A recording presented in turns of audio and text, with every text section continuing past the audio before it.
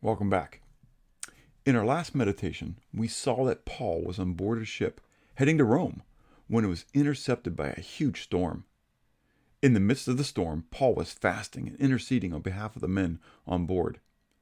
Paul knew that he would be delivered because God had told him that he would be a witness for Christ in Rome.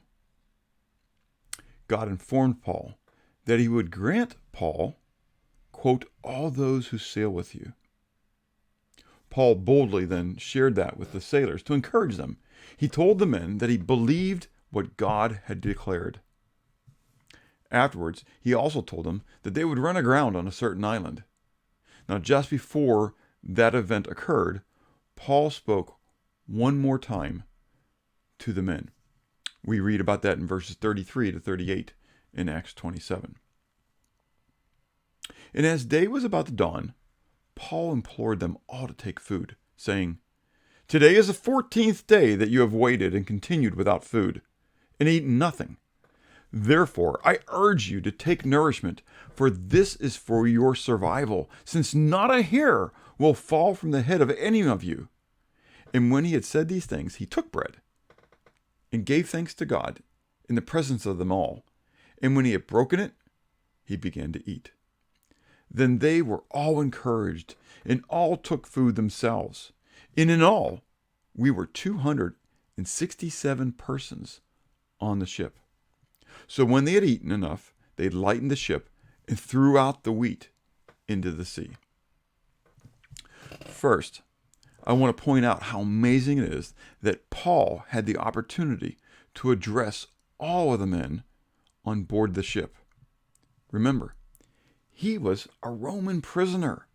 He's being taken to Rome along with other prisoners. Paul encouraged all the men, 276 on board the ship.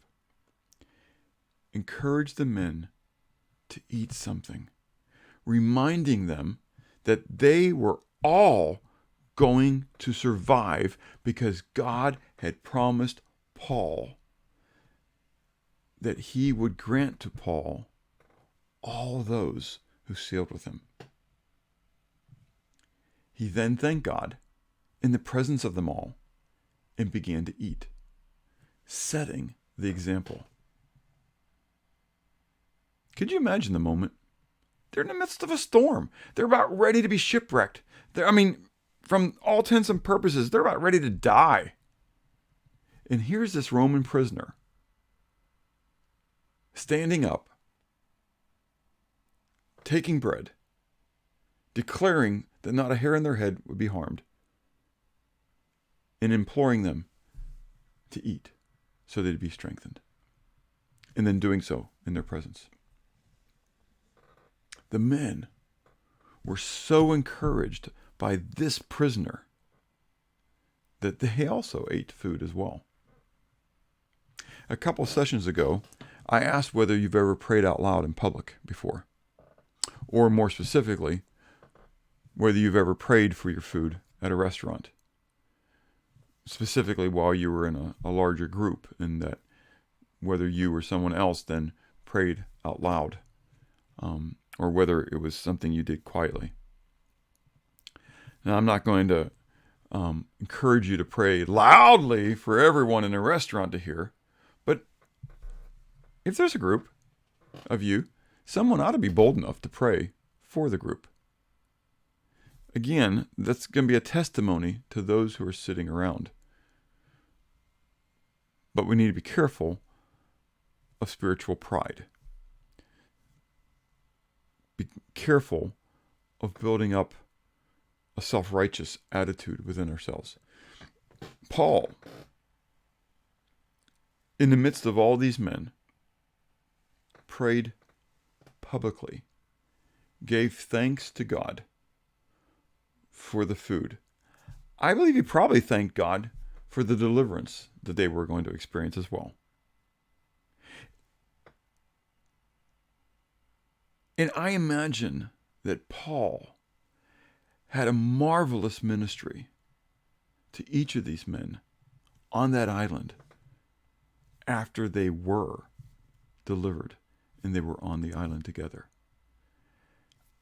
I got to believe that every single one of those men remembered the faith of Paul when they got to the island. And every single one of them, all 276 persons, had survived this perilous shipwreck at sea.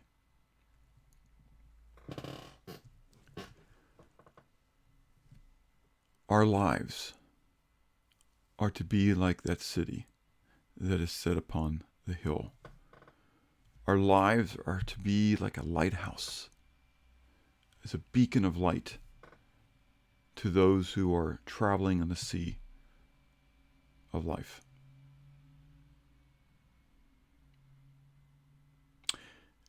Take time to pray.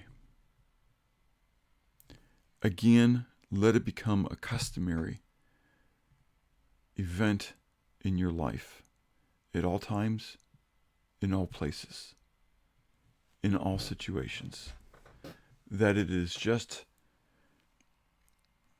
customary, that it is just ordinary, it is just part of your being to talk to your Father in the midst of any situation, not being afraid to speak to him publicly, openly, worrying about whether anybody thinks you're a quack, but rather giving God the glory for who he is, what he has done, and what he is about to do. And have a blessed day.